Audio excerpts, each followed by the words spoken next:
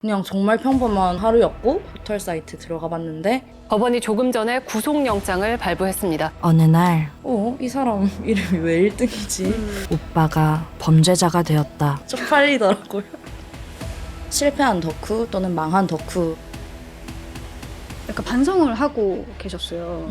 너무 믿어줬나? 너무 그 사람 편이었나? 제가 온전하게 화낼 입장인가? 아직도 남아있는 팬들이 있다? 우상화를 네. 아주 그냥 파헤쳐보자. 일단 웃기려고 한 거는 맞아요. 근데 이제 부산 독립영화제에서 심사위원 특별상 또 해외 유수의 영화제에 계속 초청 소식이 들려오고 있는데 어떡하나 이렇게 성장해버렸네. 범죄자가 되어서 탈덕을 한 경우가 있었냐. 나 팬이었어. 죄다 그런 친구들이었어. 근데 이게 이게 진짜 보편적인 경험이라니까요. 네, 너무 영화 쉽게 찍는 거 아닌가?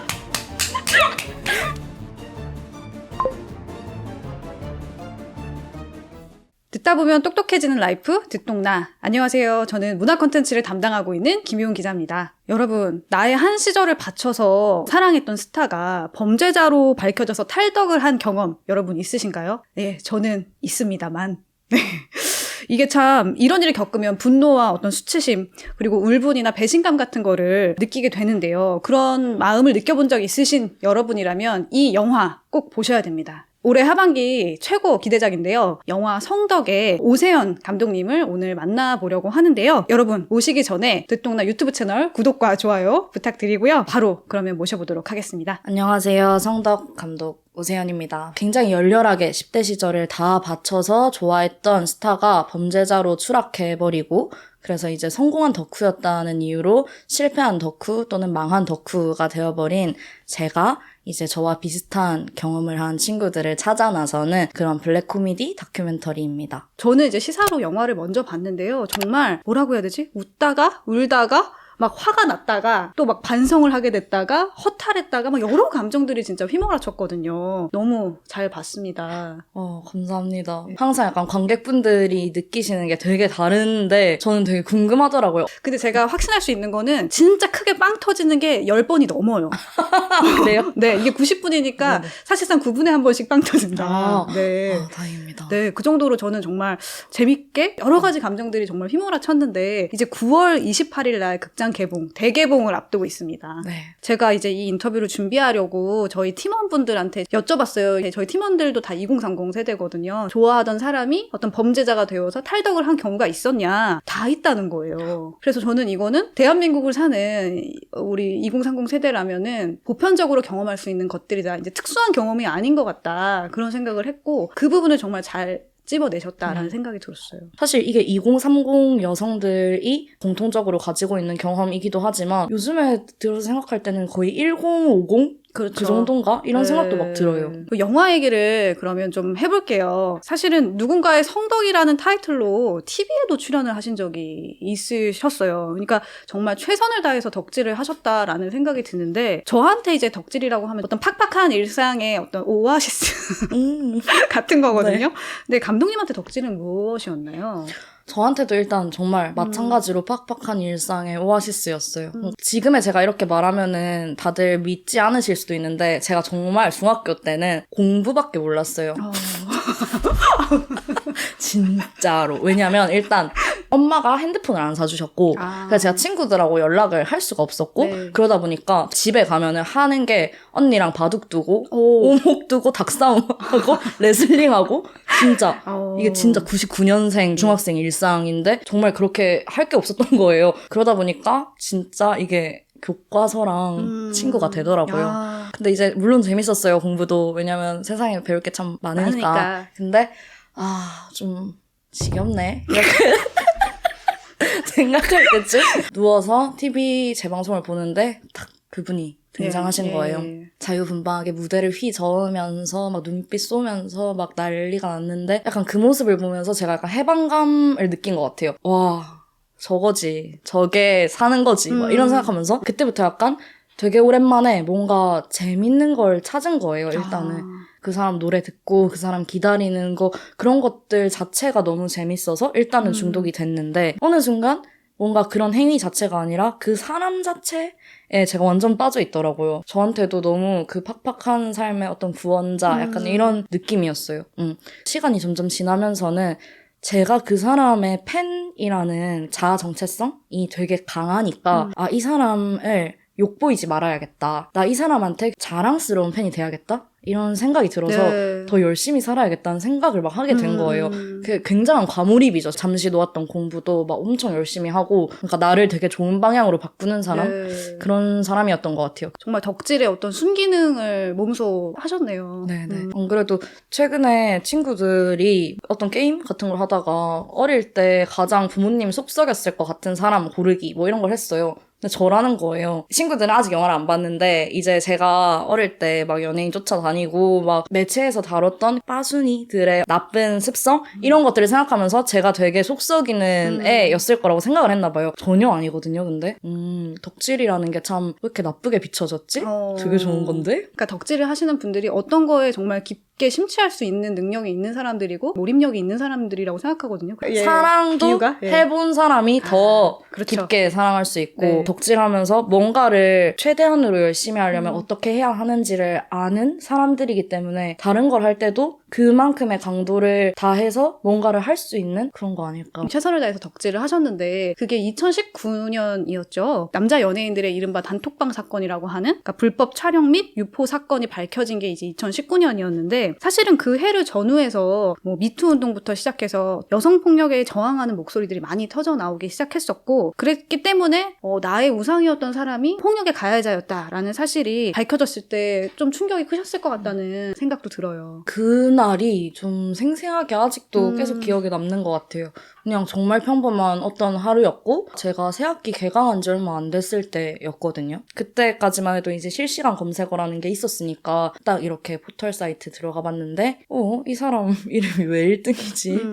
뭐 이런 생각이 들면서 딱 들어가 봤더니 이제 그런 네, 사건의 전말을 알게 된. 네. 당장 막 눈물이 왈칵 나온다거나 그런 건 아닌데 말이 안 나오는 상태? 제가 제 상태를 잘 모르겠는 그런 상태였고 너무 충격이 커서 되게 차츰차츰 그걸 받아들였던 것 같아요. 저도. 그리고 감독님 같은 경우에는 정말 성덕이었던 게 그 연예인이 알아보는 팬이셨던 거죠. 그 충격의 강도라는 게 더 컸을 것 같기도 하고요. 사실 충격의 강도가 큰 것도 맞는데 그러다 보니까 좀 쪽팔리더라고요.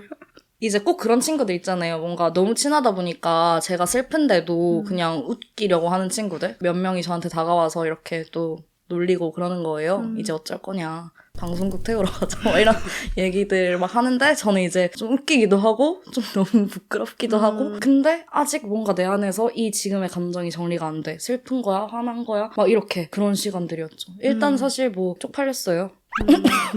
네. 그러니까 그 복잡한 감정을 가지고 다큐멘터리를 찍어야겠다 생각을 하신 거잖아요. 그 결심을 하신 것도 되게 대단하다고 생각하는데 이 다큐멘터리의 연출, 촬영, 편집, 출연, 그리고 나레이션 등등까지 다 직접 하셨어요. 이 영화를 찍기로 결심하셨을 때 감독님 안에 여러 가지 질문들이 있었을 것 같은데 어떤 질문이 있었나요? 사실 처음에 사건을 접했을 때는 저도 그 감정을 규정을 못하는 상태였으니까 이걸 가지고 뭔가를 해볼까? 뭐 이런 생각은 전혀 못했었어요. 근데 일주일 정도 지나니까 정말 온전하게 활활 타오르는 분노만 남더라고요. 그런 상태에서 다들 주목하는 사건이었으니까. 맞아요. 너무 큰 사건이었죠. 네, 항상 누굴 만나든지 그 사건에 대해서 얘기를 했었는데 어떤 분이 이제 저한테 근데 그 얘기 되게 재밌다. 영화로 만들어보면 어떨까? 이런 얘기를 하시더라고요. 그때는 이게 어떻게 영화가 될까? 이런 생각이 들었는데 이제 아직도 남아있는 팬들이 있다? 라는 사실을 제가 알게 된 거예요. 네. 그게 좀 충격적이었어요. 어떻게 그러지? 기획 단계에선 사실 저는 우상화라는 거 자체가 되게 궁금했던 것 같아요. 이게 대한민국의 우상화를 아주 그냥 파헤쳐보자. 그러다가 영화를 만들면서는 이 팬들의 이야기를 듣는 게 제가 너무 재밌고 그리고 지금의 내가 할 수 있는 이야기는 이거인 것 같다라는 생각 때문에 점점 더 방향을 좀 좁혀갔던 것 같아요. 제가 어떤 답을 가지고 있는 채로 시작을 하는 게 아니라 사람들을 만나면서 제 안의 답을 찾아 나가는데 뭔가 되게 기획문 같다.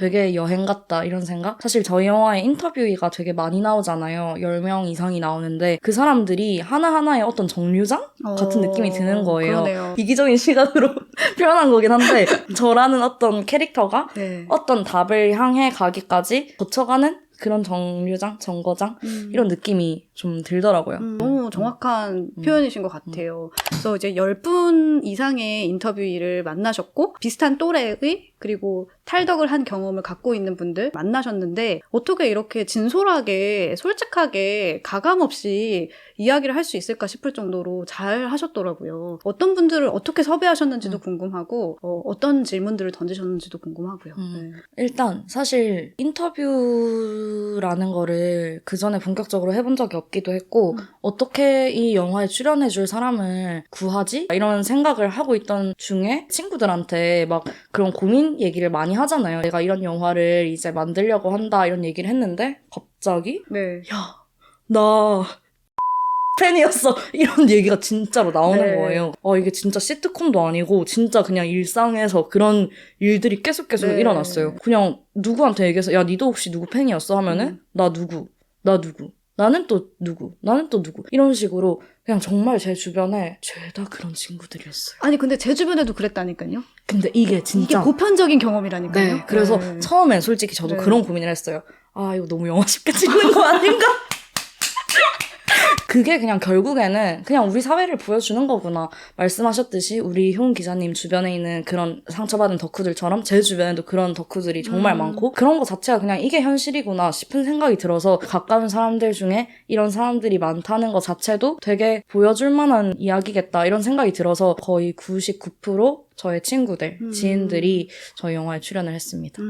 이제 인터뷰 네. 하셨던 것들 중에서 인상적이었던 거는 이제 나는 무지개인 줄 알았는데 신기루였다. 내가 좋아하는 스타가 사실은 그런 사람이었다라는 표현. 걔를 좋아하는 거는 사회의 악을 돕는 거다. 이렇게 굉장히 세게 말씀하시는 분도 계셨고 또 우리가 무슨 기후위기나 뭐 기아 문제에 대해서 가사를 써달라는 게 아니잖아요. 그냥 좋아했던 팬분들한테 부끄럽지 않을 정도로 살아달라는 건데 왜 그걸 못하냐 이렇게 표현하신 분도 있었고 아주 멘트가 저도 그게 신기해요. 네. 갑자기 카메라만 돌아가면은 무슨 시인이 되는 거예요. 이게 카메라의 힘인가? 이런 생각도 들었어요. 그리고 또 한편으로는 우리가 이런 경험들을 정말 공통적으로 했고 어떻게 보면 좀 자주 했는데 이런 거에 대해서 진지하게 얘기할 기회가 그만큼 없었나? 그래서 속에 담아놓은 것들이 너무 많았나? 그런 생각이 좀 들더라고요. 그래서 사실 인터뷰를 어떻게 했느냐 하면 저는 그냥 카메라를 가지고 갔을 뿐인데 뭐 약간 이런 나는 그냥 펜을 들었을 뿐인데 카메라를 그냥 켰을 뿐인데 그렇게 됐다. 네. 근데 질문들은 나름대로는 철저하게 준비를 했던 것 같아요. 제가 어쨌든 간에 비슷한 경험을 한 사람이기 때문에 누가 저한테 물어봐줬으면 좋겠는 것들? 그런 것들을 많이 물어봤던 것 같아요. 이제 인터넷에 댓글 같은 거 보면은 그런 사람들을 좋아했던 팬들을 불쌍하게 여기고 비웃고 안타까워하고 그리고 되게 좀 멍청하다? 뭐 이런 식으로도 얘기를 많이 하고 이 팬들이 되게 단순하게 누구를 좋아하기만 하고 뭐 아무런 의견이 없고 이런 사람이 아니라는 걸 제가 너무 잘 알고 있다 보니까 팬들이 가지고 있는 복합적인 그런 심경 같은 것들을 좀 많이 들어보고 싶었던 것 같아요. 그러니까 제가 인상적이었던 질문은 사실 이제 이 K-팝 산업이라는 게 굉장히 지금은 커졌잖아요. 그런데 그동안 우리가 이 K-팝을 조명할 때 뭐 가수나 아니면 산업 자체를 조명을 했지 K-팝 산업을 떠받들고 있는 팬들에 대한 이야기는 많이 못 들어본 것 같거든요. 이 영화에서는 그 팬들의 아주 솔직하고 진솔한 이야기들, 그들의 목소리를 담았다라는 게 저는 되게 의미 있다고 생각을 했어요. 이런 영화는 없었다. 네. 어떻게 또 알아봐 주셨네요. 어떡하지? 저도 항상 그게 너무 서운했어요. 어쨌든 간에 이런 K-팝 산업 문화 자체가 그 문화를 향유하는 사람, 거기에 돈과 시간을 쓰는 사람이 있기 때문에 존재할 수 있는 건데 왜 이렇게 우리는 욕을 먹어야 돼? 이런 생각이 되게 많이 드는 거예요. 왜 이렇게 무시를 당해야 되지? 내 돈 쓰면서, 내 시간 쓰면서, 내 마음을 다 쏟아부으면서 팬덤? 이라는 말로 집단적으로만 그려졌지 팬 개개인을 맞아요. 본 적이 없구나. 뭔가 이런 생각이 되게 많이 들었어요. 성덕의 영어 제목을 지을 때도 페네틱, 페네틱이라는 말이 있는데 그게 이제 팬이라는 말의 어원이라고 하더라고요. 페너틱의 팬과 덤이 합쳐져서 팬덤이 된 건데 덤을 떼자. 왜냐면 우리는 한 명 한 명 들여다볼 거니까 한 명 한 명 얼굴 보고 얘기 듣고 할 거니까 좀 그런 생각으로 그런 제목을 지은 것 같아요. 네. 인터뷰를 하면서 혹시 새롭게 알게 되신 거는 있으세요? 그거는 정말 많아요. 조금 많이 충격적이었던 거는 그 명언이라고 있어요. 그 인디 가수 팬이었던. 근데 그 언니가 되게 좋은 얘기들 정말 많이 해줬었는데 저는 항상 어떤 그 사건을 접했을 때의 감정 같은 걸 떠올리면은 항상 충격 이런 거였는데 이제 명화 언니가 놀랍지 않았다라고 얘기를 하거든요. 그냥 그 얘기를 듣고 나니까 생각해보니까 나도 안 놀랬네? 뭔가 이렇게 되는 거예요. 저희가 너무 찐 팬이었기 때문에 많은 것들을 알고 있었던 거죠. 물론 그게 범죄 사실이라기보다는 그냥 그 사람이 어떤 사람인지를 나 자신보다 더 궁금해했으니까 그 사람에 대해서 좀 어림짐작하는 부분들 있었기 때문에 놀랍지는 않았다라는 말이 나올 수 있지 않았을까 이런 생각이 들었어요. 저는 이제 그 대목에서 반성이나 죄책감으로 이어지는 부분들이 어떻게 보면 되게 인상적이었거든요. 다들 약간 반성을 하고 계셨어요. 한창 이렇게 그런 감정 정리를 한 다음에 분노만 남았는데 근데 이게 제가 온전하게 화낼 입장인가? 이런 생각이 막 드는 거예요. 제가 잘못한 게 없는데 죄책감이 너무 들어요. 이게 몰랐다는 것만으로도 잘못이구나? 근데 그런 생각들을 다들 하고 있었어요. 너무 믿어줬나? 너무 그 사람 편이었나? 이런 생각들을 하면서 정말 그 죄 없는 죄책감 속에 완전히 갇힌 채로 그런 감정을 공통적으로 느끼고 있다는 게 되게 신기했어요. 그러니까 저는 그래서 이 영화가 한 단계 더 올라갔다라는 생각을 했거든요. 대표적인 예로 박효실 기자를 찾아가는 대목이 있어요. 박효실 기자는 그 사건이 터지기 한 3년 전에 먼저 보도했던 기자였잖아요. 어떻게 찾아가시게 됐을까요? 박효실 기자님을 찾아가게 된 거는 사실 저한테도 너무 좀 충격적인 일이었어요. 저희한테 기자님은 정말 나쁜 사람이었어요. 왜냐면 그 2019년 단톡방 사건이 터지기 전에 그러니까 2016년 9월쯤에 불법 촬영으로 뭐 경찰에 조사가 들어갔다 그런 기사가 처음에 보도됐을 때 저희 진짜 다들 물 한 모금 못 마시고 일단은 우리 OPPA가 뭐라고 하는지 듣자. 일단은 저 기자 말은 믿지 마. 이렇게 일단 여론이 조성이 됐었고 어쩌다 보니까 그 분위기가 정말로 그 기자분 박효실 기자님이 오보를 낸 것처럼 흘러갔어요. 그 기사가 저희 입장에서는 가만히 있는 사람한테 어떤 리스크를 입힌 너무 나쁜 기사? 그리고 그때 당시에 한창 기레기? 뭐 이런 말이 좀 유행이었어요. 그래서 그런 말 막 쓰고 되게 좀 나쁜 사람이다. 우리한테는 정말 적이다. 시간이 지나고 나서 제일 억울할 것 같은 사람을 떠올렸는데 그냥 그 기자님 얼굴이 떠오르더라고요. 내가 팬이었기 때문에 그 사람의 범죄 사실로부터 피해를 입은 것도 맞지만 근데 내가 그 사람의 팬이었기 때문에 누구한테는 상처를 또 줬구나. 그래서 꼭 출연을 안 해주시더라도 그냥 일단은 죄송하다. 그리고 제가 이런 영화를 만들고 있다. 이런 얘기를 그냥 하고 싶었어요. 막 연락을 드리는데 제가 죄송하니까 너무 말이 많아지는 거예요. 무슨 메일을 2,000자 넘게 제가 막 쓰고 있는 거예요. 근데 얼마나 부담스러우셨겠어요. 한 일주일 정도 답이 없어가지고 이거 100% 차단당했다. 안 되겠다 생각했는데 답장이 오신 거예요. 연락처랑 같이. 그냥 그 메일을 읽는 것만으로 위로가 됐다? 이런 말씀을 해주셨어요. 근데 이제 그 메일 말미에 이제 도움이 필요하시면 언제든지 연락하셔라. 이 문장을 보고 연락을 혹시 만나 뵐 수 있을까요? 약간 이렇게 된 박효실 기자님과 관련된 그 많은 일들은 그냥 그분이 너무 좋은 어른이었기 때문에 모든 것이 성사가 됐고 저한테도 너무 한 단계 더 성장할 수 있는 기회? 사과할 수 있는 기회를 주신 거고 영화를 봤을 때도 이 영화가 좀 더 확장성 있는 방향으로 가게 된 거고 그래서 기자님한테는 정말 항상 너무 감사드린다는 생각이 들고 그때 제가 연락을 할까 말까를 사실 반년 넘게 고민을 하다가 드린 거였어요. 그 연락을 안 드렸으면은 이 영화의 운명은 어떻게 됐을까 이런 생각이 진짜 많이 들어요. 영화에서 확인하시면 좋을 텐데 그 두 분의 대화가 정말 좋았어요. 약간 영화의 클라이막스 같은 느낌도 좀 있었고 영화에 근데 클라이막스가 좀 많아요. 좀 많죠. 네. 저희만 알아서 죄송합니다. 한두 개가 아닙니다. 예. 아주 개인적인 이야기에서 시작이 됐지만 이제 K-팝 산업의 어떤 문제라든가 뭐 모순이라든가 혹은 여성폭력의 그런 구조적인 문제 같은 거 그리고 맹목적인 우상화의 문제까지 감독님의 질문을 통해서 짚어냈다고 생각하는데 관객들이랑 함께 좀 더 이야기해보고 싶었던 뭐 특별한 주제가 있었는지도 궁금해요. 제가 이제 처음에 이 영화를 기획하면서 궁금했던 거는 우상화다 보니까 뭔가 그런 거에 대해서 한번 얘기해봐도 좋겠다. 제 입장에서는 제가 부족했기 때문에 더 나아가지 못했던 부분이기도 해서 관객분들은 어떻게 생각하셨을까? 또 영화에 그런 부분이 없지는 않거든요. 네네네. 박사모를 만나시잖아요. 네네. 그래서 그런 연결 지점들을 관객분들 어떻게 생각하실까? 좀 얘기해보고 싶네요. 잠깐 좀 화제를 바꾸면 성덕이라서 성덕사에 가신 게 저는 너무 웃겼어요. 그리고 이제 네네. 그동안 모았던 굿즈 장례식 네네. 또 어머님의 탈덕기를 또 이야기해 주시기도 했고 스스로를 어떻게 보면 풍자하는 그런 한편의 블랙 코미디 같다? 이런 유머가 굉장히 강점이신 것 같아요. 근데 사실 제가 되게 진지한 사람이거든요. 네.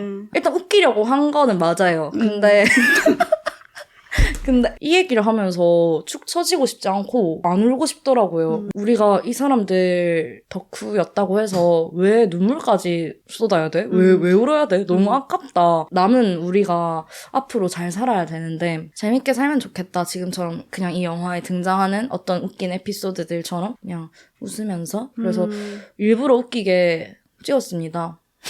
네, 영화를. 건강한 덕질이란 뭘까요?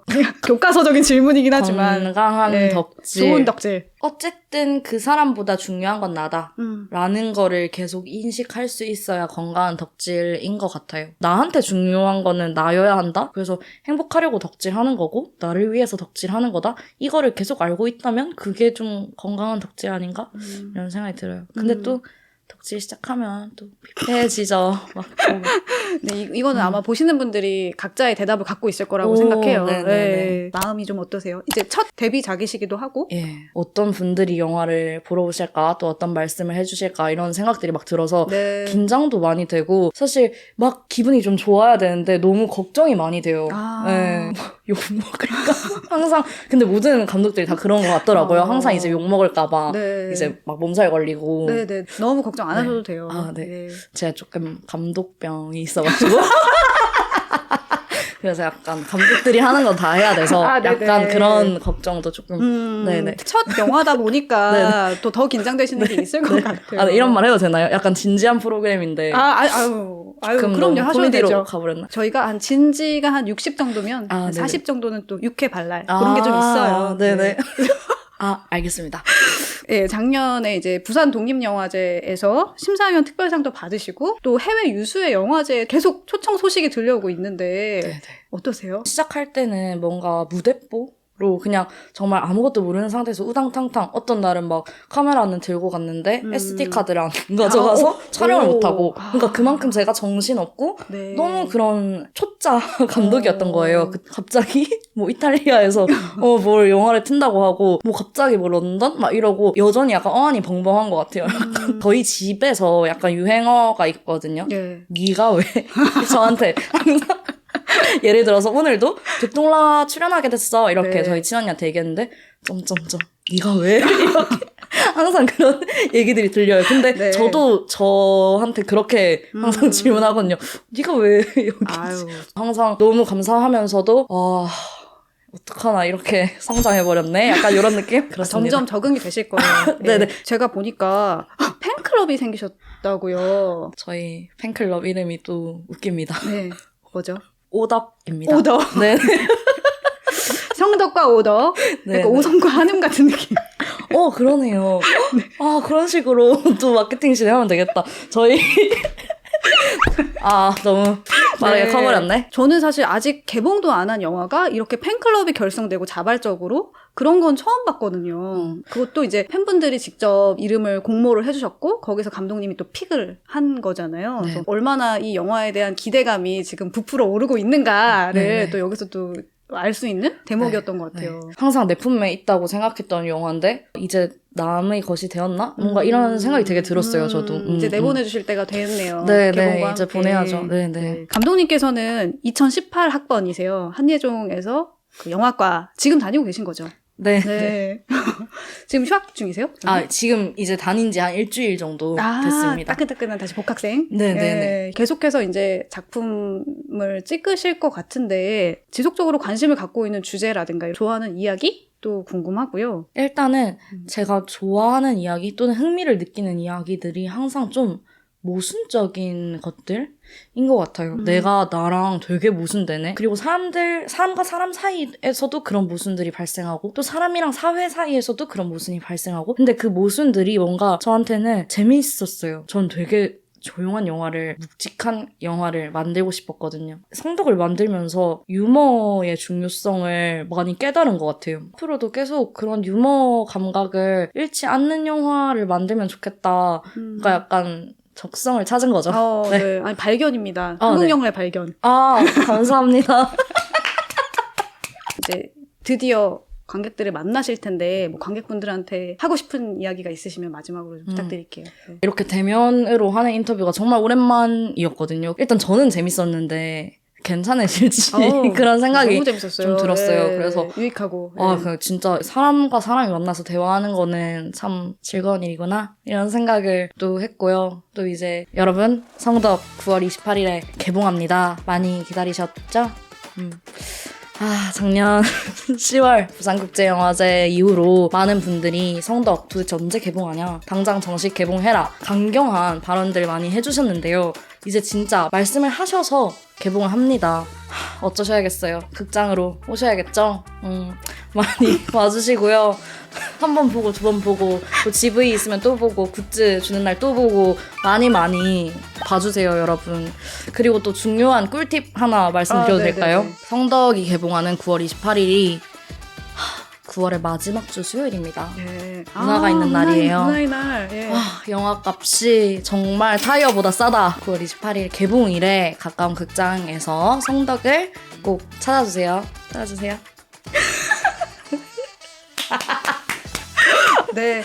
그러면 여기서 성덕의 오세훈 감독님 보내드리는 걸로 하고요. 저희는 영화관에서 뵙는 걸로 할게요. 감사합니다, 감독님. 네, 감사합니다. 꼭 만나요, 극장에서.